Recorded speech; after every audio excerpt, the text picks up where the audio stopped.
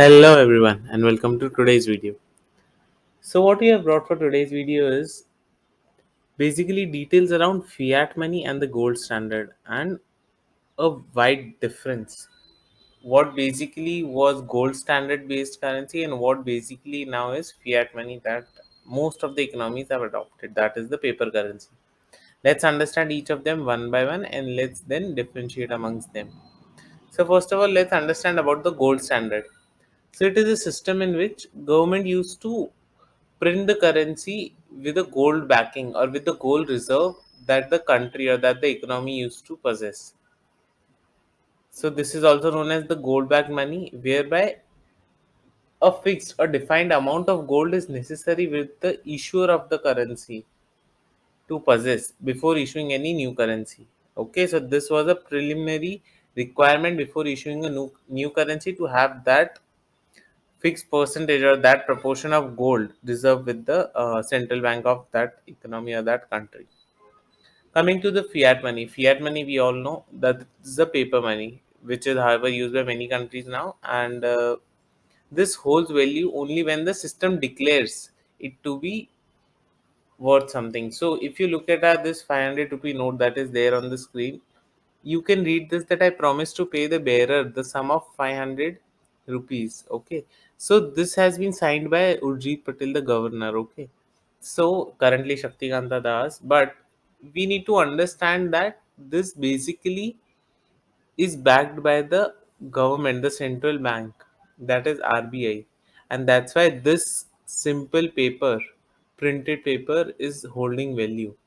But this is only there till RBI or the central government say that it is valid, and we will accept that as a exchange, as a monetary exchange.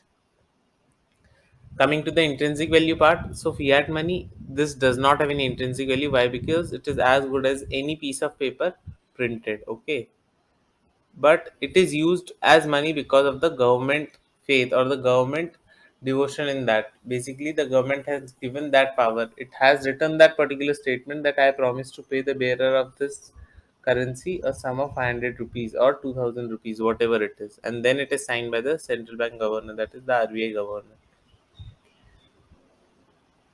Gold, it is a system in which government allows its currency to be converted into certain amounts of gold. So over here, the intrinsic value of that currency is definitely exchanged with gold. Coming to the fiat currency, so definitely we remember that these 500 and 1000 rupee note, they were earlier valid. Okay, but then government came out. Our prime minister Narendra Modi, he came out one night on television and said that now the denomination of 500 and 1000 is no more a legal tender, right? So they definitely took off the power from these currency, right? And they promised to bring in new denominations or the new currencies which will be accepted as a legal tender. So this paper became worthless. This was now no more useful for exchange, right? As and when the with effect date was announced, right? And that's why you would have even read in news or you would have even seen in television that people were actually burning this off, right? Because government took away the power of these paper to being exchanged against goods or against other currencies. So let's come to the point of differences now. So the difference between fiat and gold standard is government control. First of all, definitely government is controlling the fiat money, and it can even control that fiat money because of the no backup or no preliminary requirement to print new currencies, right? So they can regulate the supply and demand of money in fiat. Whereas coming to the gold standard one, the government, the economy needs to possess a gold reserve. Against that only they can issue additional currency. Coming to the value linked, definitely that normal paper, the fiat money, the paper currency that we have, that has no money or no value unless until the government holds that as a legal tender. L- like the old 500 and 1000 rupees note. Now they, even if you have that worth lakhs of crores of rupees, that is possessing no value, right? Because the government has taken power from those currencies. So value linked, in fiat currency is held by the government, whereas in gold standard the value was linked against gold. So government did not have power to snatch that from the particular currency. Convertibility. So the convertibility again in fiat currency comes by government decree, right? So let's talk about two scenario. Now if I stand today and I take a 1,000 rupee note, suppose I have that, and I go to a shopkeeper saying that give me two 500 rupees note, will he take that? No, because he understands that 1,000 rupee note is no more valid, right? And in gold standard currency, even if I take that currency and I can exchange that with the counterpart gold or counterpart other currency, right? So even the convertibility is dependent upon the usage or the legal tender announced in fiat currency, whereas in gold standard the convertibility exists forever. Physical reserve backing is definitely required in the gold standard because gold denomination, gold reserves are to be there with the central government, with the central bank of the country. Then only the fresh currency can be printed. Whereas in fiat currency, no such basic requirement, preliminary requirement is there. Coming to the important points of discussion. First one is democratic, not democratic. So the current fiat monetary system is not at all democratic because it empowers the Federal Reserve or the Reserve Bank of India in India's case to monitor the supply and growth of money. Okay. The next point will be lower inflation consumer price. Returning to a gold standard might lower the inflation rates and consumer prices. Why? Because gold retains a universal value all across. Correct. if if we look at the gold standard and if we try to bring that in, what it will do is it will force the nation to reduce unnecessary expenses. That is, it will reduce military and prevent unnecessary war actions. Why? Because they cannot bring in new gold again, they cannot increase their gold reserves to print new currency just to spend on these unnecessary things, right? They can't just fight for their ego clashes and then end up making themselves as the current Sri Lanka scenario, right? They can't just wind up the country, right?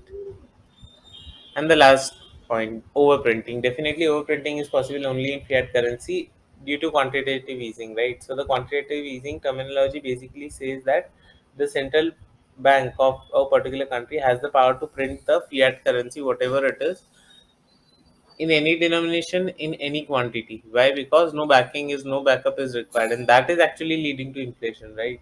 Why? Because the supply of currency is increasing in the economy, due to which the value is going down.